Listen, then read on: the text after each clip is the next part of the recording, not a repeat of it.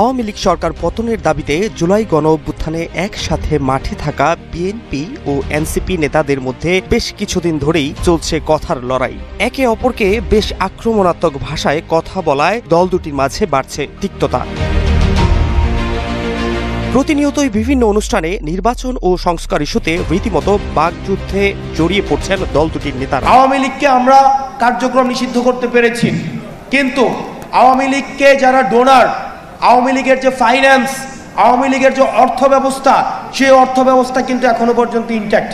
আমি যেহেতু কুমিল্লাতে আছি, কুমিল্লার অনেক উপজেলা রয়েছে, সেই উপজেলার আওয়ামী লীগের রাজনীতিও এখন আওয়ামী লীগের টাকায় চলে, বিএনপির রাজনীতিও এখন আওয়ামী লীগের টাকায়। বাবা, বিএনপি যখন রাজনীতি করছে তোমার বাপেরও জন্ম হয় না। বিএনপির বলো যে আওয়ামী লীগের টাকা দিয়ে রাজনীতি করছে।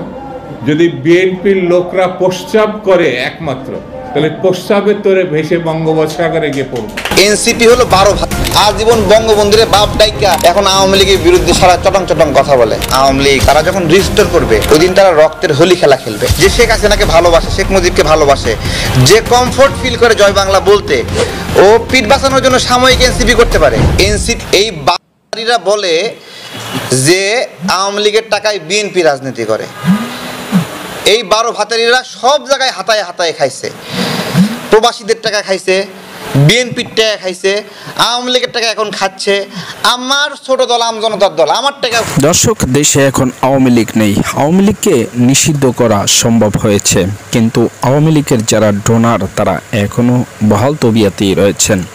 আর আওয়ামী লীগের টাকা দিয়েই বর্তমানে বিএনপি নির্বাচন করছেন, এমনই একটি বক্তব্য দিয়েছিলেন হাসানাত আব্দুল্লাহ। আর সেই বক্তব্য নিয়ে এবার তুলকালাম কাণ্ড। প্রস্তাবের সাথে ভাসিয়ে দেওয়ার মতো বক্তব্য দিয়েছেন বিএনপি নেতা দুদু। এতে করে হাসানাত আব্দুল্লাহ সহ অন্যান্য নেতাকর্মীদের কি প্রতিক্রিয়া, সেটি দেখব আজকের বিস্তারিত ভিডিওতে। আওয়ামী লীগ সরকার পতনের দাবিতে জুলাই গণ অভ্যুত্থানে একসাথে মাঠে থাকা বিএনপি ও এনসিপি নেতাদের মধ্যে বেশ কিছুদিন ধরেই চলছে কথার লড়াই। একে অপরকে বেশ আক্রমণাত্মক ভাষায় কথা বলায় দল দুটির মাঝে বাড়ছে তিক্ততা। প্রতিনিয়তই বিভিন্ন অনুষ্ঠানে নির্বাচন ও সংস্কার ইস্যুতে রীতিমতো বাকযুদ্ধে জড়িয়ে পড়ছেন দল দুটির নেতারা। সম্প্রতি কুমিল্লায় জুলাই সমাবেশে সভাপতির বক্তব্যে জাতীয় নাগরিক পার্টির দক্ষিণাঞ্চলের মুখ্য সংগঠক হাসনাত আব্দুল্লাহ বলেন, আওয়ামী লীগের কার্যক্রম আমরা নিষিদ্ধ করতে পেরেছি, কিন্তু আওয়ামী লীগের যে ডোনার, আওয়ামী লীগের অর্থ ব্যবস্থা, সেটা এখনো অক্ষত।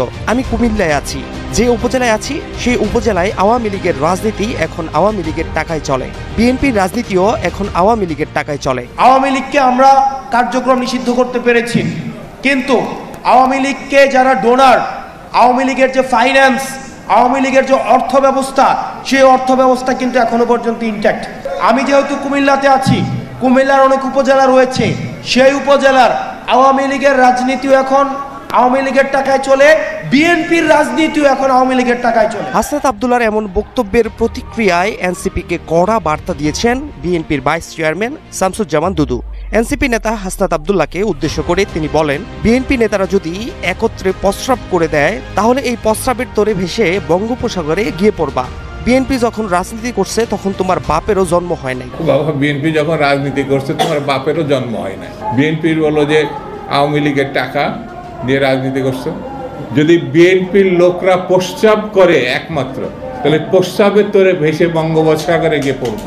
হাসনাতের বক্তব্যে ক্ষুব্ধ শামসুজ্জামান দুদু আরো বলেন, আবালের মতো যে অভিযোগ করেছ, সেই অভিযোগের জবাব বিএনপি নেতাদের থুতুতেও খুঁজে পাওয়া যাবে না। এমন কোনো কথা বলবা না যে কথার দায়িত্ব নিতে পারবা না। সম্প্রতি ঢাকা দক্ষিণ কর্পোরেশনের মেয়র হিসেবে বিএনপির প্রার্থী ইঞ্জিনিয়ার ইশরাক হোসেনের শপথ গ্রহণ ইস্যুতে দেশের রাজনৈতিক পরিস্থিতি আরো জটিল হচ্ছে। বিএনপি যখন গুরুত্বপূর্ণ সংস্কার শেষে দ্রুত নির্বাচনের দাবি তুলছে, ঠিক তখনই এনসিপি রাষ্ট্র সংস্কারের আগে নির্বাচনের বিরোধিতা করছে। বিএনপি নেতাদের দাবি, নির্বাচনের মাধ্যমে। দর্শক, এতক্ষণ পর্যন্ত আপনারা দেখলেন দুই নেতার পাল্টাপাল্টি বক্তব্য। তবে এই বক্তব্যের আড়ালে রয়েছে আরও ভয়ঙ্কর কিছু তথ্য, যেটি তুলে ধরেছেন তারেক রহমান। তারেক রহমান বলছেন, এই সমন্বয়করা তারা আমার কাছ থেকেও টাকা খেয়েছেন, অথচ আমি একজন ক্ষুদ্র আম ব্যবসায়ী ছিলাম। কিন্তু কেন? দর্শক, প্রবাসীদের টাকাও খেয়েছেন বলে মন্তব্য করেছেন এই তারেক রহমান। আরো বিস্তারিত শুনুন তার মুখ থেকে। এনসিপি হলো 12 ভাতা, আজীবন বঙ্গবন্ধুরে বাপ ডাইকা এখন আওয়ামী লীগের বিরুদ্ধে সারা চটং কথা বলে। আওয়ামী লীগ তারা যখন রিস্টোর করবে ওই দিন তারা রক্তের হোলি খেলা খেলবে। যে শেখ হাসিনাকে ভালোবাসে, শেখ মুজিবকে ভালোবাসে, যে কমফোর্ট ফিল করে জয় বাংলা বলতে, ও পিঠ বাঁচানোর জন্য সাময়িক এনসিপি করতে পারে। এনসিপি এই বাড়িরা বলে যে আওয়ামী লীগের টাকায় বিএনপি রাজনীতি করে। এই 12 ভাতারিরা সব জায়গায় হাতায় হাতায় খাইছে, প্রবাসীদের টাকা খাইছে, বিএনপির টাকা খাইছে, আওয়ামী লীগের টাকা এখন খাচ্ছে, আমার ছোট দল আম জনতার দল আমার টাকাও খাইছে, নুরুল হক নুরের দলের টাকা খাইছে, জামাতের টাকা খাইছে, কার টাকা খায় নাই? এই 12 ভাতারি বলে বিএনপি নাকি আওয়ামী লীগের টাকায় চলে। এদের মতো নির্লজ্জ এবং বেহায়া কেউ আছে? হ্যাঁ, জামাতের কাছ থেকে গাড়ি নিয়ে বলে জামাত নেতা তারে গাড়ি দিছে। জামাত নেতা তোমার গাড়ি দিছে কেন বলো? হাসনাত তো জবাব দিতে পারে নাই এখনো। ওর প্রথম মিটিং, গণঅভ্যুত্থানের প্রথম মিটিংটাই ছিল শ্রমিক লীগ নেতার বাসায়। ও তো প্রথমেই লোভ সামলাতে পারেনি, শ্রমিক লীগ নেতার বাসায় ঢং ঢং করে গিয়ে মিটিং করতেছে। হ্যাঁ, ও আওয়ামী লীগের বিদ্বেষ, আজীবন বঙ্গবন্ধুরে বাপ ডাইকা এখন আওয়ামী লীগের বিরুদ্ধে সারা চটং কথা বলে। তো এই সব 12 ভাতারিদের কথা আমাদেরকে বললেন না। আর এই দলটাও আসলে 12 ভাতারি। এখানে সমকামী ঢুকে গেছে, নাস্তিক ঢুকে গেছে, বাম, এরা গোসল করে না ঠিক মতো, বুঝছেন? বামদের একটা কথা আছে, এরা যখন নাকি রাগে শীতে তখন 3 দিন নাকি গোসল করে না। তো এরা এই সব অপবিত্র দিয়ে ভরে গেছে হলো এনসিপি। এনসিপি বহুত্ববাদ, হ্যাঁ, ওদের ভাবাদর্শ হলো বহুত্ববাদ। বহুত্ববাদ কি? হ্যাঁ, যে ধর্মে প্লুরালিজম নাকি, সৃষ্টিকর্তাই প্লুরালিজম, যে অনেক সৃষ্টিকর্তা। বহুত্ববাদের জায়গায় ইসলামে আছে নাকি? তাহলে এতগুলো মানুষ যে বাংলাদেশে মুসলিম সব চুপ করে থাকবে? ফ্যাসিবাদকে চ্যালেঞ্জ করেছি, মানে ক্ষমতাকে চ্যালেঞ্জ করেছি, তাই না? তো এখন যারা ফ্যাসিবাদ হয়ে উঠছে তারা আমার কি মায়ের পেটে ভাই নাকি যে আমি তাকে চ্যালেঞ্জ করব না, তাই না? আসিফ নিয়োগ জালিয়াতি করতেছে, নিয়োগ বাণিজ্য করতেছে, তো আমার মায়ের পেটের ভাই হলে তোরে ভুল ধরবো আমি?